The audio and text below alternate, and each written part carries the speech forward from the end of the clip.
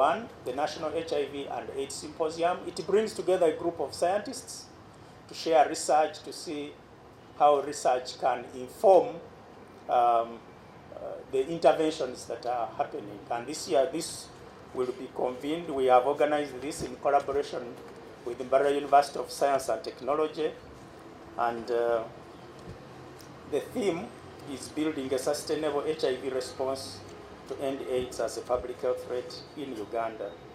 This is the theme for both the symposium, but also the World AIDS Day. My colleague Jackie will speak about the global theme and other aspects in relation to the global and regional aspects of the HIV response. Previously, we've largely held these conferences exclusively. You would have scientists in a boardroom, they share this information. But over the last couple of years, we've opened this up.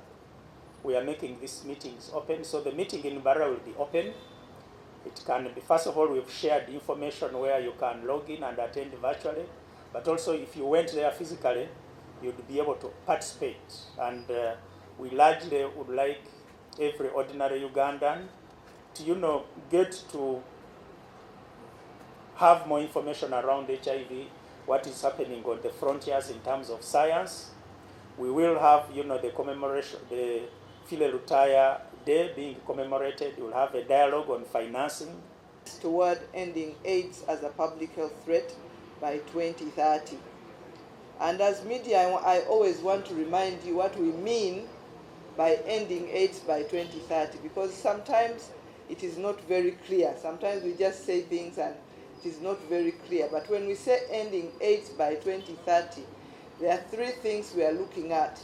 One, we don't want new infections.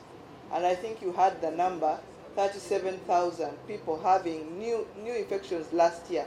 That is a big number. We should not have that number. So when we say zero, we want to go toward zero. Make sure that everything we do is suppressing and making sure that we don't have new infections. Deaths. We don't want anybody dying from AIDS. And it is possible. People who are living with HIV, Mr. Semambo can be my witness, are on medication and they are not dying of AIDS. And they will not die young. They will die of old age. The third one is to do with stigma. When there is stigma, people do not go for treatment. People do not go to find medicine. People do not go to test because they are being stigmatized. Or they don't say that they are positive if they find out they are positive. Therefore, they don't go for medication. Therefore, they still pass on this infection. Therefore, they still have children who are born with HIV. So those three things, always remember, whenever we say ending AIDS as a public health threat by 2030, we are looking